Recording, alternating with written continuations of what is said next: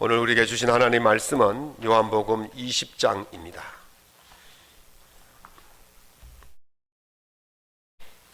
19절에서 23절까지 말씀을 같은 목소리로 낭독하겠습니다.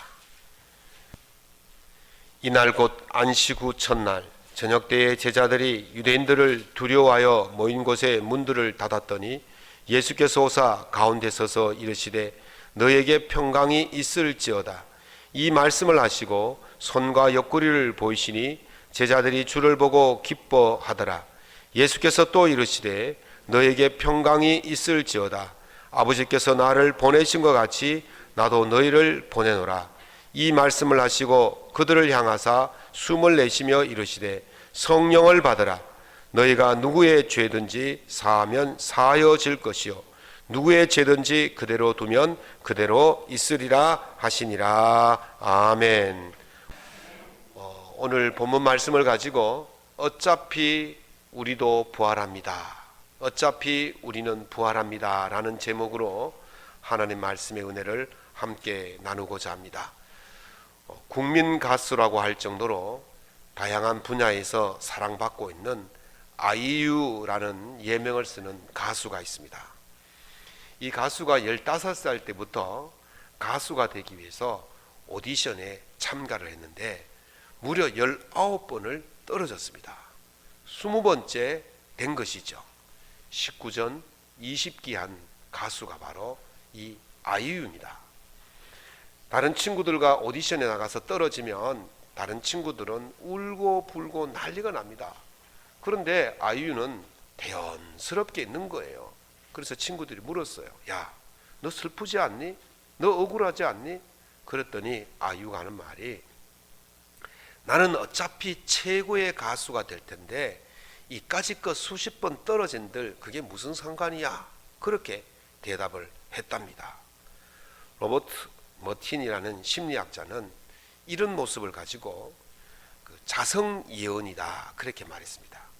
자기가 예언하고 자기가 말한 대로 그대로 된다는 것입니다. 예수님께서는 십자가를 지시기 전에 이미 제자들에게 몇 번씩 자기의 갈 길을 말씀하셨습니다. 마태복음 16장, 17장, 20장에서 말씀하셨는데 이렇게 말씀하십니다. 인자가 장로들과 대제사장들과 서기관들에게 많은 고난을 받고 죽임을 당하고 제3일에 살아나야 하리라 그렇게 말씀하셨습니다. 그런데요, 이 말씀의 요지는 딱 한 가지입니다. 나는 어차피 부활한다. 나는 어차피 부활한다. 고난이 있든 없든 누가 죽이든 어떠하든지 간에 나는 어차피 부활한다 그렇게 말씀하시는 겁니다.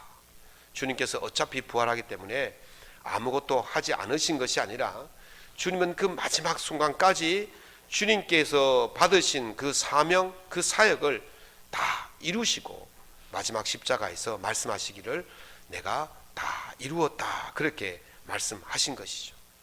주님께서 말씀하십니다. 나는 부활이요 생명이니 나를 믿는 자는 죽어도 살겠고 살아서 믿는 자는 영원히 죽지 아니하리라. 아멘. 어차피 부활한다는 것입니다. 인사해 볼까요? 어차피 우리도 부활합니다. 어차피 당신도 부활합니다. 예수 믿고 예수 안에 사는 자들 어차피 부활하게 될 줄로 믿습니다. 이런 은혜가 우리 모두에게 임하기를 예수님 이름으로 축복합니다. 오늘 본문의 말씀은 예수님과 부활하신 예수님과 제자들이 만나는 장면입니다.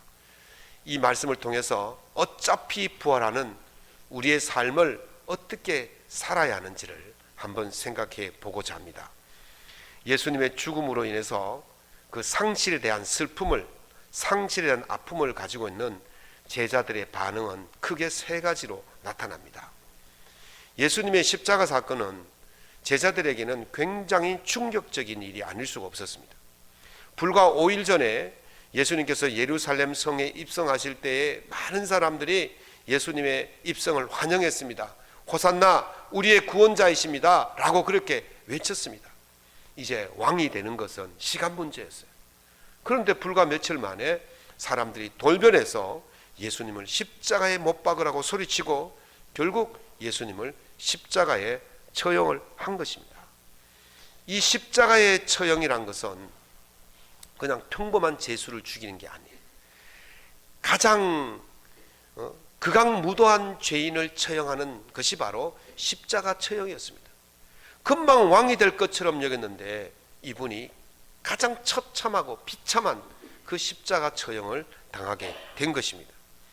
이런 충격적인 상황 속에서 이 제자들의 반응은 몇 가지가 나타납니다. 그 첫 번째가 그 두려움의 반응이 나타났습니다. 요한복음 20장 19절 오늘 본 말씀에 유대인들을 두려워하여 문을 닫았다라고 말씀합니다. 두려운 나머지 유대인들을 피하기 위해서 문을 닫고 숨어 있었다는 겁니다.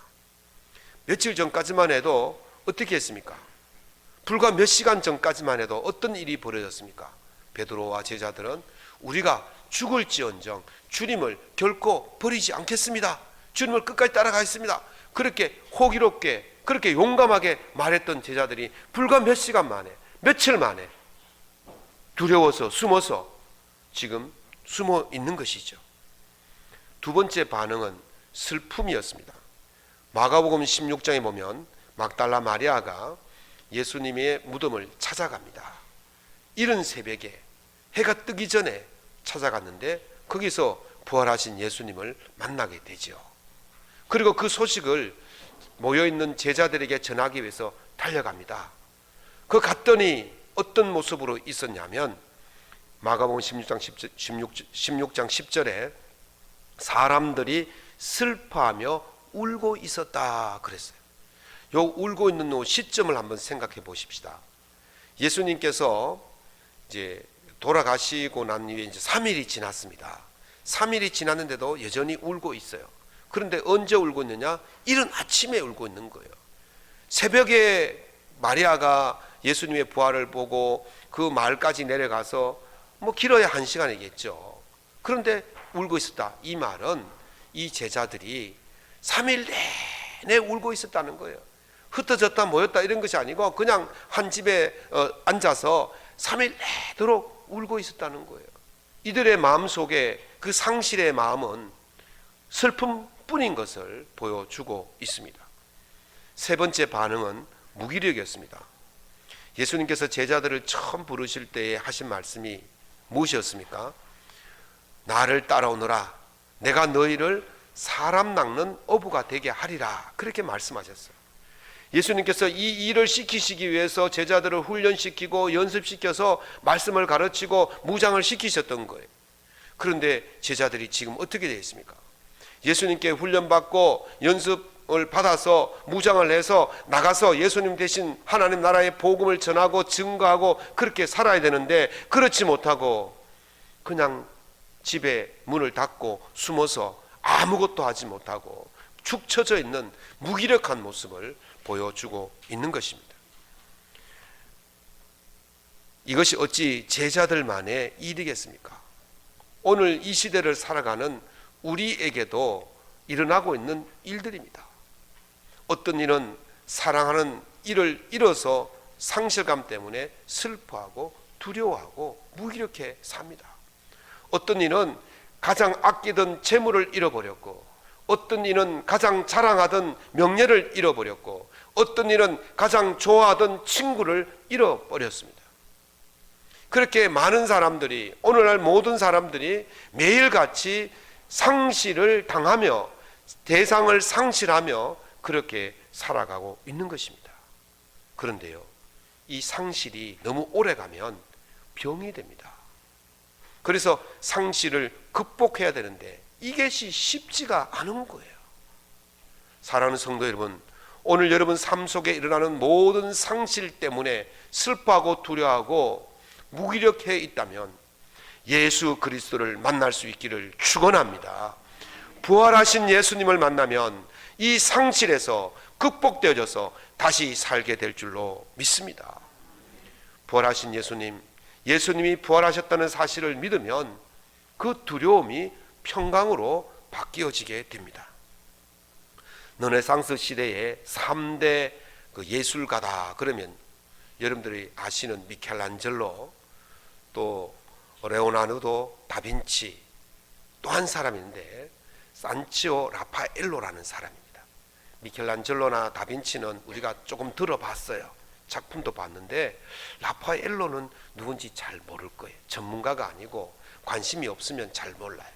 그런데 이 라파엘로는 19살에 그림을 그리기 시작했는데, 첫 번째 그림이 이탈리아의 치타 디 카스텔로라는 성당에 있는 도미네코 성당에 있는 제단화를 그렸어요. 제단화는 뭐냐면 이 강대상 뒤에 벽에 있는 그것을 제단화라 그래요. 보통 이 제단화는 예수님이 십자가에 달리신 그 모습을 그려놓습니다. 그래서 그것을 순환도라 그렇게 말하죠. 예수님이 십자가에 달리신 그 모습은 어떻게 했습니까? 처절하고 처참하고 그 고통 속에 있는 예수님의 모습을 그리겠죠. 그런데 이 라파엘로는 예수님의 그 모습을 그렇게 그리지 않았습니다. 그래서 그 모습을, 예수님 모습을 아주 평온하고 아름다운 모습으로 그려놓았어요. 이제까지 모든 순환도와는 다른 모습의 순환도예요. 그래서 이 도미네크 성당에 있는 순환도를 몬티오 그리스도 순환도 이렇게 부릅니다. 완전히 다른 순환도라는 거죠. 왜 그렇습니까?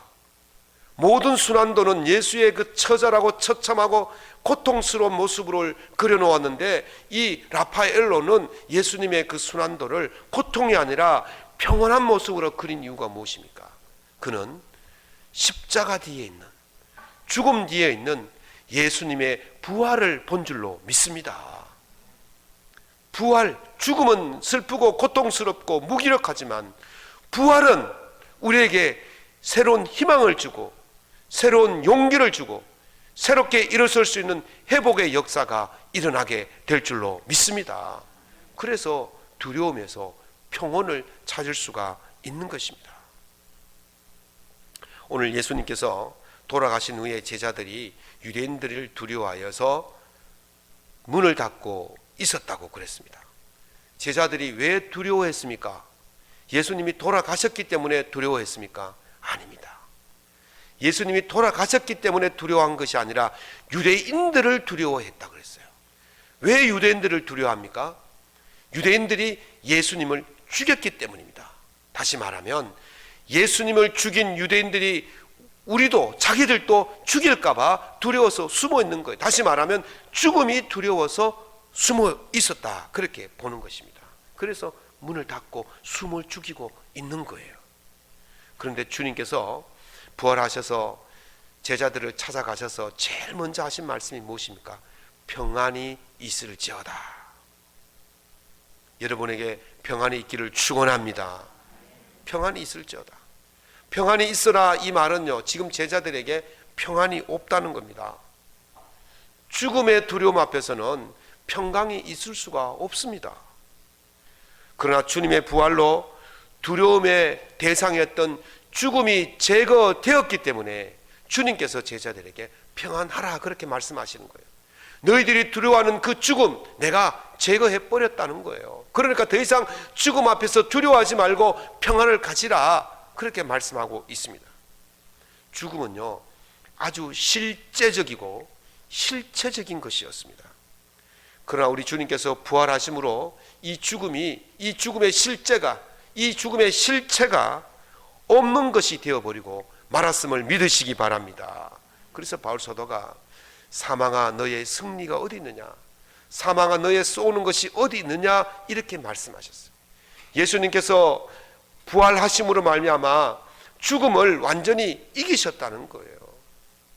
이제까지 죽음은 우리에게 군림하고 죽음은 우리를 죽음으로 억압하고 결박하고 우리에게 두려움으로 이끌고 갔었지만은 예수님께서 부활하심으로 말미암아 죽음을 이기심으로 말미암아 이제 우리에게 그 죽음이 사라졌다는 것입니다. 무용지물로 만든 것입니다. 주님의 부활을 믿으면 평안해지는 이유가 여기에 있습니다. 더 이상 죽음을 두려워하지 않기 때문인 것입니다. 영국 속담에 보면 두려움이 문을 두드렸더니 믿음이 문을 열었다. 거기에는 아무것도 없었다 그랬어요. 믿음을 가진 자에게는 두려움이 존재하지 않을 줄로 믿습니다.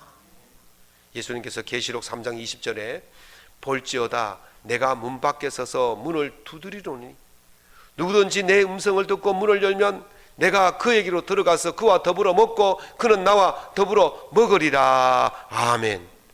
믿음으로 문을 열면 거기에는 두려움이 있는 것이 아니라 부활하신 우리 주님이 계신 줄로 믿습니다.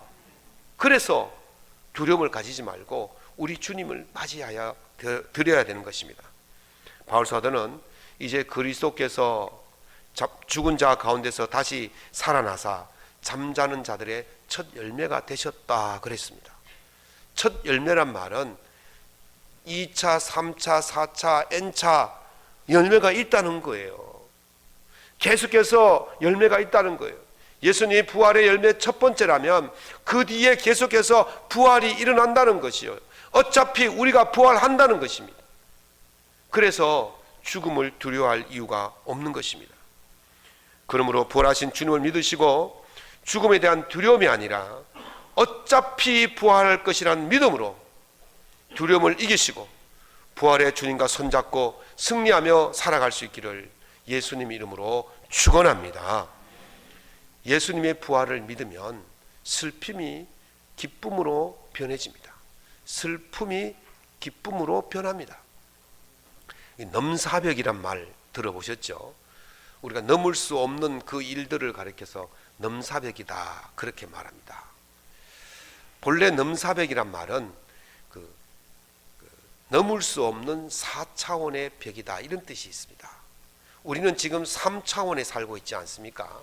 시간과 공간의 제약을 받는 3차원의 세계에 살고 있어요. 근데 시간과 공간의 제약이 없는 세계를 4차원이라고 해요. 우리가 이걸 뛰어넘을 수가 없어요. 그래서 넘사벽이다. 그래서 넘을 수 없는 벽. 근데 이제 흔히들 이제 넘을 수 없는 것을 가지고 이제 넘사벽이다 그렇게 말합니다. 육상 100m 달리기에서 최고 빠른 속도가 얼마나 되겠습니까? 10초? 9초? 10초대를 처음 끄는 사람이 1912년에 그 스톡홀름 올림픽에서 돈 스피콘이라는 사람이 스피콧이라는 사람이 그 10초 6을 끊었어요. 그래서 10초의 때에 진입을 한 거죠. 그리고 이제 이것이 9초대로 들어온 것이 얼마나 되느냐면 56년이 걸렸습니다. 1968년에 멕시코 올림픽에서 그 짐 하일린스라는 선수가 9초 56으로 10초의 벽을 깨고 9초의 벽을 깨고 진입을 한 거예요. 몇 초 줄었습니까? 0.11초 줄었어요. 0.11초 줄이는데 56년이 걸렸습니다. 그 이후로 아직까지 8초의 벽을 깨지 못하고 9초대에 머무는데 우리 그 세계에서 제일 빠른 선수가 누구죠? 볼트, 우사인 볼트 아닙니까? 이 사람의 신기록이 얼마냐면 9초 58이에요. 이것이 54년이 지나도 9초 벽을 넘지 못하고 8초대로 진입을 못하고 있는 거예요. 그런데요, 세월이 가고 과학이 발달하고 의학이 발달하고 기술이 좋아지고 첨단 기계가 나오고 이렇게 하면 8초 벽이 깨지지 않겠습니까? 9초 벽이 깨지고 8초대로 들지 않겠습니까? 넘을 수 없는 벽 같지만 인간은 가능할 수 있을 것 같아요. 원체 인간이 똑똑해가지고 가능할 것 같아요. 그런데요, 이 10초에서 9초를 돌아왔을 때 세계가 열광했습니다. 너무너무 기뻐했어요. 야, 넘을 수 없는 벽을 넘었다. 그래서 너무너무 기뻐했어요.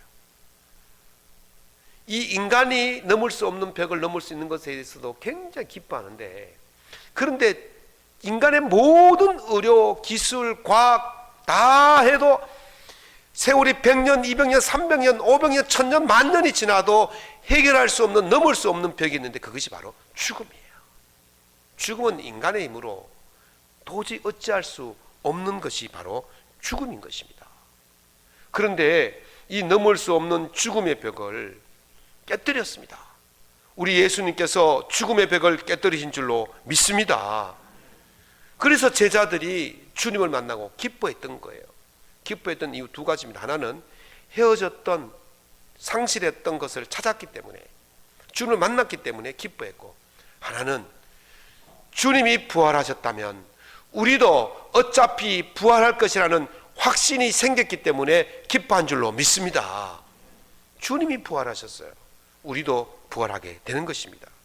0.11초 줄여놓고 그렇게 기뻐서 날뛰었는데, 넘지 못할 벽인 줄 알았는 것을 넘었다고 그렇게 기뻐했는데, 그렇다면 정말 넘지 못할 그 죽음을 깨뜨리고 다시 이겼다면 얼마나 더 기쁘겠습니까?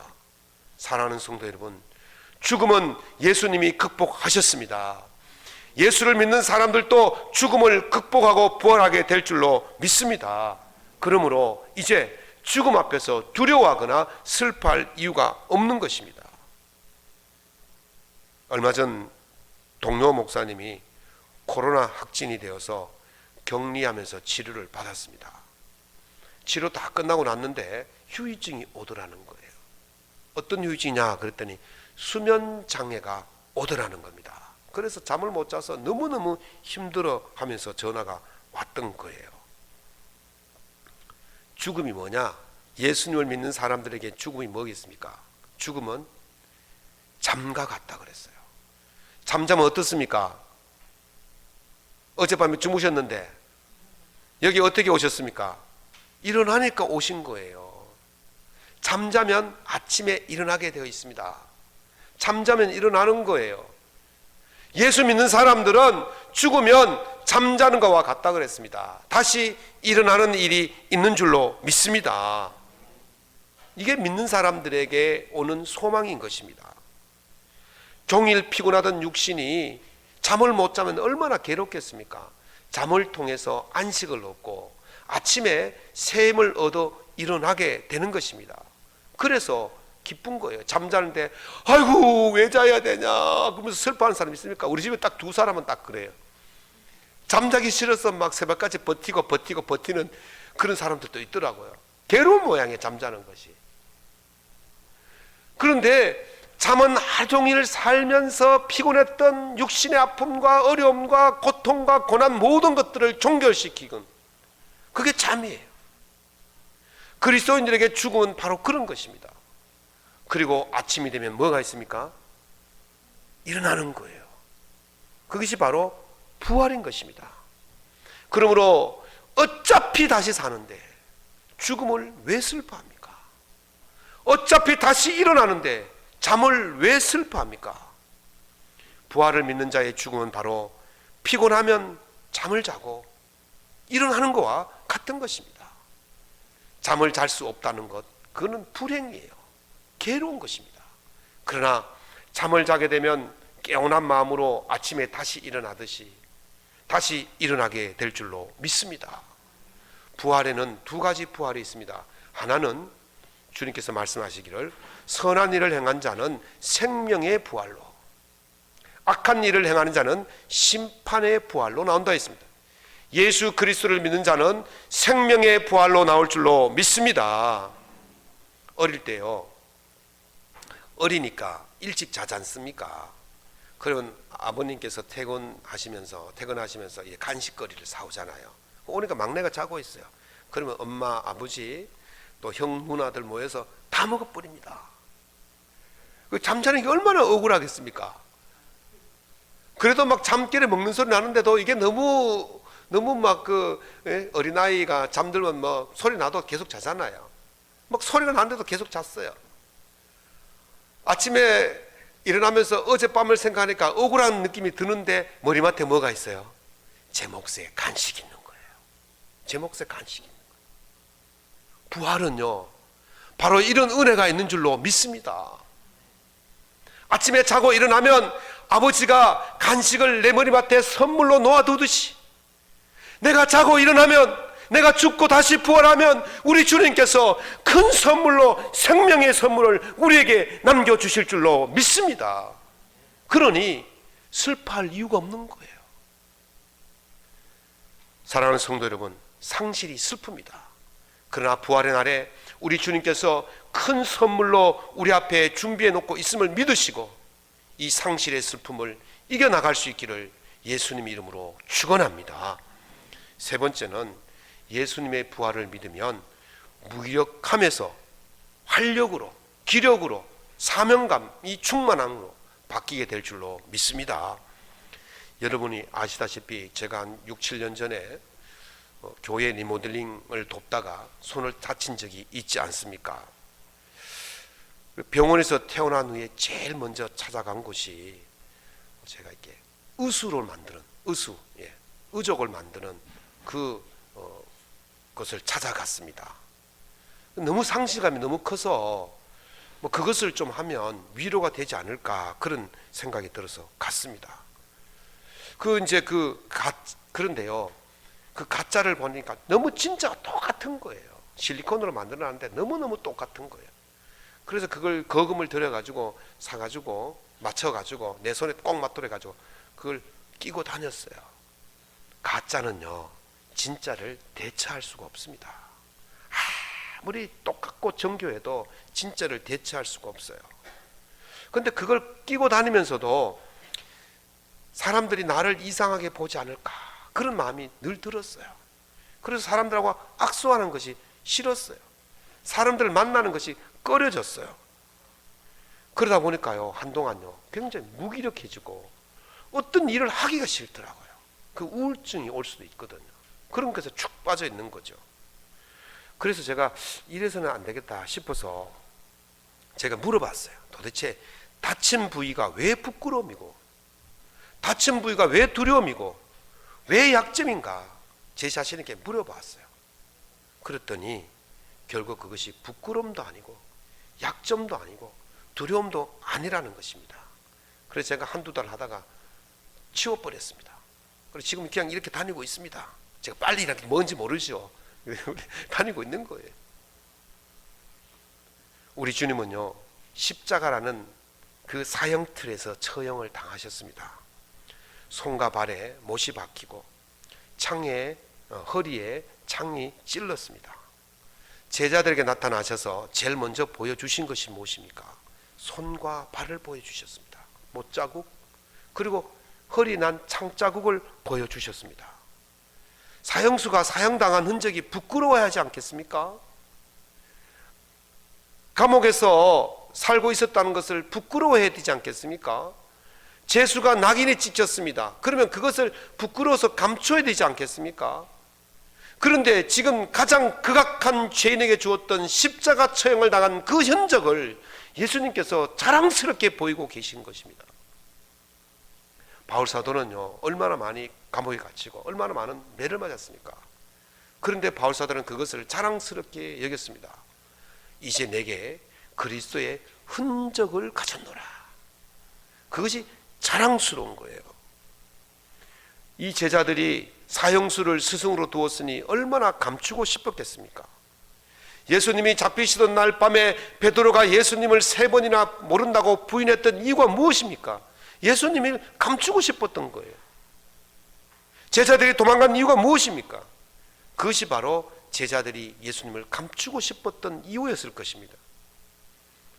그러나 예수님께서 40일 동안 지상에 계시다가 승천하셨습니다. 제자들로서는 두 번째 상실을 경험하고 있습니다. 그런데 첫 번째 상실의 경험과 두 번째 상실의 경험은 완전히 다른 모습으로 나타나고 있습니다. 왜냐하면 첫 번째 상실은 부활을 믿지 못하고 있었기 때문에 슬펐고 두려웠고 무기력했지만, 두 번째 주님께서 승천하신 그리고 나서 이별은 상실은 알고 있었습니다. 어차피 부활할 때에 주님을 만날 수 있다는 것을, 어차피 부활하는 날 우리의 사랑했던 가족들을, 이웃들을, 친구들을, 상실했던 모든 것들을 다시 만나게 될 줄로 믿습니다. 어차피 부활한다는 사실을 믿으면 달라집니다. 제자들이 나가 두루 전파할세 주께서 함께 역사하사 그 따르는 표적으로 말씀을 확실히 증언하시니라. 마가복음 16장 20절에서 말씀했어요. 첫 번째 상실일 때는 두려워서 숨어 있었지만 두 번째 상실은 나가서 전파했다는 것이죠.